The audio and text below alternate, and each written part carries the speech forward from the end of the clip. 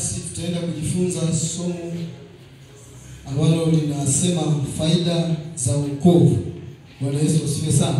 Amen. Somo linalosema faida za wokovu, na ili kusudi twende haraka na somo hili, nilitamani kama ningepata mtu ambaye atakuwa ananisomea maneno ya Mungu, au nipate hata watu wawili. Bwana Yesu asifiwe sana.